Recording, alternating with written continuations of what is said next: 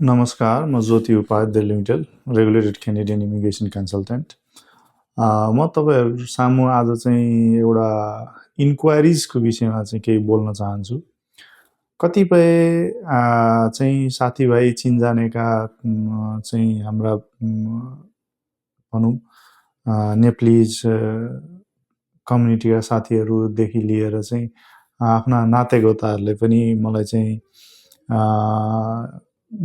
Genuineness check गर्न भनेर चाहिँ कहिलेकाहीँ पठाउनुहुन्छ डकुमेन्ट्सहरू, जुन चाहिँ अनलाइनमा धेरै मिडियाजहरूमा चाहिँ अथवा सोसल मिडियामा त्यो उहाँहरूले त्यो के पाउनुहुन्छ।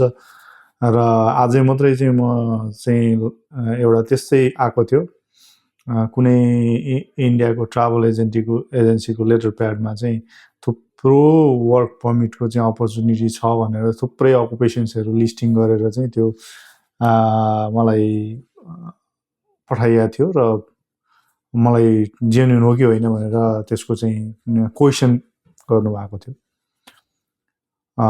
सर्वप्रथम त जेन्युन हो होइन भनेर त्यसरी चेक गर्ने कुनै माध्यमै छैन र त्यो कुरो स्पष्ट हुनु पर्यो।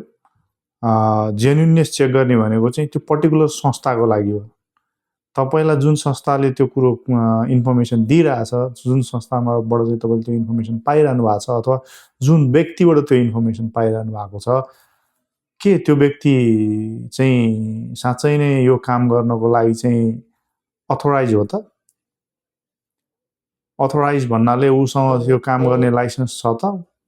सपोज फर इक्जाम्पल तपाईँलाई क्यानाडाको इमिग्रेसनको बारेमा कसैले कुरो गरिरहेछ अथवा इन्फर्मेसन दिइरहेछ, यसो यसो गर्न मिल्छ, म गरिदिन्छु भनेर भने तपाईँले सोझै क्यानाडाको चाहिँ गभर्मेन्टको वेबसाइटमा गएर चाहिँ उसको जेन्युननेस भेरिफाई गर्न सक्नुहुन्छ। अथवा कुनै कम्पनीबाट तपाईँले त्यो इन्फर्मेसन पाउनु भएको छ भने त्यो कम्पनीको जेन्युननेस तपाईँले सोझै गएर गभर्मेन्टको वेबसाइटबाट चाहिँ खोजी गर्न सक्नुहुन्छ र त्यहाँ पाउनु पनि हुन्छ तपाईँले, होइन? कहाँ यो यदि अथोराइज छ छैन, रजिस्टर्ड छ छैन भन्ने कुराहरूमा चाहिँ। तर अब कुनै क्यानाडाभन्दा बाहिर अथवा रजिस्टरै नभएको संस्थाहरूले तपाईँलाई त्यो कुराहरू इन्फर्मेसन दिन्छ, बोलिरहेछ भने चाहिँ म चाहिँ के भन्छु भन्दाखेरि 100% त्यो कुरा झुटो हो। किनभने उसलाई त्यो अथोरिटी नै छैन, उसले त स्पेकुलेसन गरेर चाहिँ कुनै प्रफिट कमाउने धन्दामा लागिरहेको छ।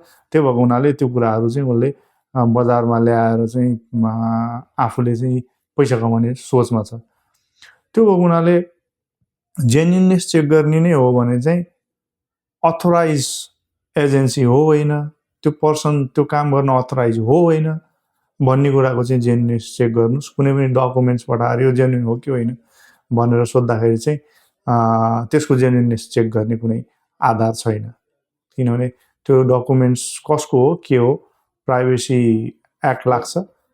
त्यसरी इन्फर्मेसन कलेक्सन गर्न सकिँदैन, पाउँदा पनि पाइँदैन। त्यो भएको हुनाले जहिले पनि तपाईँले आफूले सजग भएर अथोराइज्ड एजेन्टसँग मात्रै काम गर्नुभयो भने यो समस्या आउँदैन। किन अथोराइज एजेन्टले तपाईँलाई केही गरिहाल्यो भने पनि कम्प्लेन गर्ने कुनै आधार हुन्छ, माध्यम हुन्छ। त्यो थ्रुबाट तपाईँले चाहिँ आफ्नो कम्प्लेनहरू गर्न सक्नुहुन्छ र आफू सेफ बस्न सक्नुहुन्छ। त्यसले गर्दाखेरि सदैव हेर्नुहोस्, अथोराइज एजेन्टसँग काम गर्नुहोस्, जेन्युननेसको कुनै सवालै आउँदैन त्यस पछाडि।